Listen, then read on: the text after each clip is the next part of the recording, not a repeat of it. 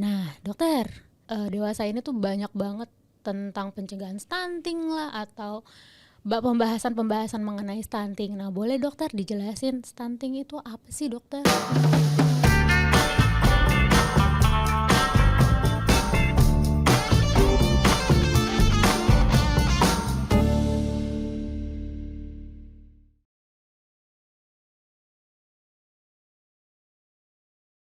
Halo sahabat Premier, ketemu lagi dengan saya Cut Rahma. Kali ini saya menggantikan host yang sebelumnya nih.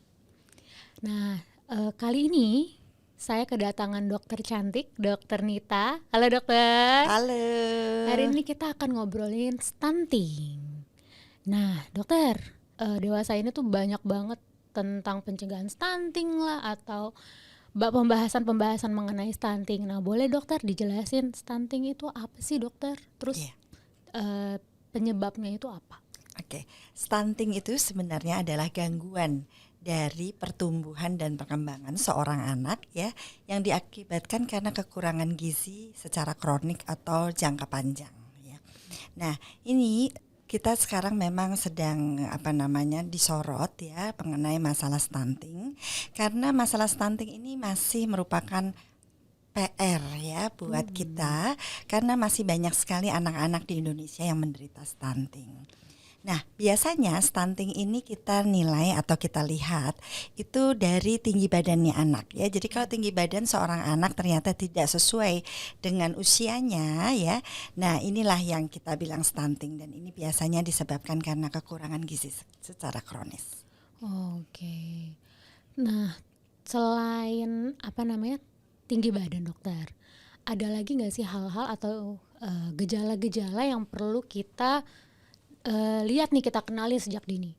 Ya, jadi gini, untuk kita mengatakan seorang anak stunting, ya biasanya kita harus melakukan tentu saja pemeriksaan dan anamnesis ya. Jadi biasanya dari anamnesis kita lihat apakah ada masalah gangguan gizi ya, misalnya intake atau masukan yang kurang misalnya ya, atau mungkin dia menderita penyakit kronis yang lama ya sehingga membutuhkan kalori yang tinggi. Lalu kemudian juga kita melihat apakah di lingkungannya itu membuat dia menjadi kekurangan gizi ya, misalnya tinggal di daerah terpencil, kekurangan pangan dan atau misalnya sanitasi atau lingkungan yang kurang baik, itu juga bisa menyebabkan seorang anak stunting. Nah, sebelum itu seorang anak stunting itu biasanya kita lihat bisa terjadi dari dalam kandungan juga ya. Misalnya ibunya itu pada waktu hamil itu dia menderita kekurangan gizi secara kronis ya, misalnya intake-nya yang nggak bagus atau muntah-muntah yang hebat misalnya setiap kali dia makan ya, atau ibunya sendiri juga menderita penyakit infeksi juga bisa menyebabkan stunting ya. Oh, banyak juga penyebabnya ya, dok. Nah, dampaknya itu sendiri. Kira-kira dampak stunting ini nih untuk si anak itu secara tumbuh kembang, kognitif dan emosional itu apa aja ya, dok? Ya, nah karena stunting ini kan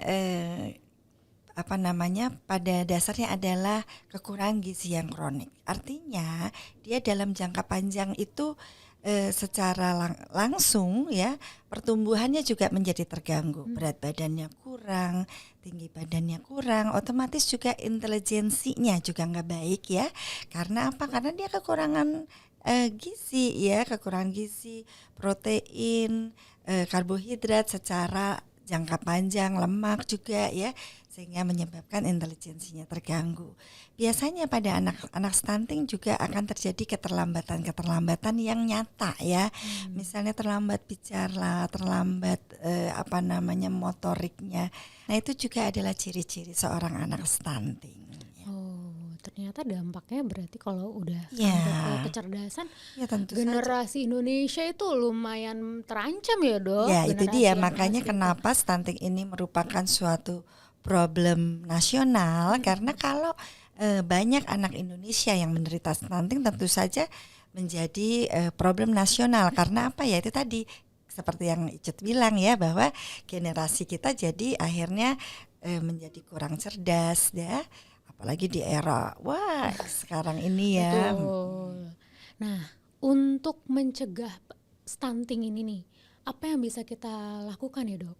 Sebagai orang tua buat sahabat Premier yang punya anak-anak bayi atau yang sedang mengandung, apa aja nih dok? Nah, tentu saja tadi saya sudah sampaikan bahwa stunting itu tidak melulu setelah dia lahir. Jadi persiapan-persiapan seorang ibu dalam rangka mempunyai seorang anak, tentu saja dia harus mempersiapkan dirinya dengan baik, dengan nutrisi yang baik, dengan ilmu pengetahuan yang cukup ya, sehingga pada waktu dia hamil itu dia memeriksakan diri secara teratur ya kan.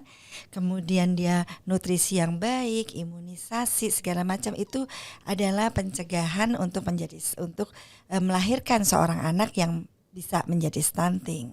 Nah, setelah lahir kita tahu bahwa 1000 hari pertama itu penting sekali ya. 1000 hari pertama itu dari awal kehamilan hingga usia 2 tahun itu sangat penting sekali pertumbuhan dan perkembangan seorang anak di situ ya. Jadi jangan lupa ASI eksklusif selama 6 bulan, MPASI yang tepat dan lengkap ya, artinya nutrisinya cukup ya, baik karbohidrat, protein, lemak, hewani, nabati, kemudian juga multivitamin segala macam. Nah, itu juga sangat dibutuhkan. Tentu saja pencegahan terhadap penyakit-penyakit ya, dengan cara imunisasi ya, bisa dicegah ya. Lalu kemudian kita dari tim dokter anak kita ada juga ya, sehingga pada waktu persalinan dan kelahiran serta pertumbuhannya selanjutnya itu bisa dipantau dengan baik ya. Jadi kalau bisa para orang tua itu membawa bayinya untuk dilakukan pemeriksaan dan timbangan secara berkala ke dokter anak yang ada ya. Kita juga ada dokter ahli gizi ya yang akan membantu untuk memformulasikan apabila memang terjadi kekurangan gizi atau misalnya diperlukan asupan gizi tambahan. Saya rasa demikian Icut ya. Jadi intinya untuk mencegah stunting itu nggak cuma dari bayi baru lahir, tapi dari awal ibu mengandung, ya, kita edukasi. Bahkan sebelum hamil Cut. Oh, Jadi gitu. sebelum hamil itu juga perlu ya. Jadi istilahnya gini loh, remaja putri ya. Remaja putri itu juga para calon ibu ya. Jadi dia harus menjaga kesehatannya dengan baik ya. Perlu imunisasi ya, misalnya MMR untuk mencegah rubella ya kan. Lalu kemudian tetanus segala macam itu. Terus kemudian anemia pada anak-anak remaja putri serta ibu hamil itu juga turut berpengaruh ya jadinya. Oke. Tuh sahabat Premier terutama yang masih remaja, jangan lupa untuk tetap mengkonsumsi makanan yang cukup gizi, karena wanita-wanita Indonesia berarti memang bibit unggul yang akan menciptakan generasi-generasi Indonesia yang lebih sehat. Oke Dokter Rita, makasih Dokter Rita untuk info-infonya. Dan kita akan balik lagi ke segmen yang selanjutnya. Terima kasih, dadah.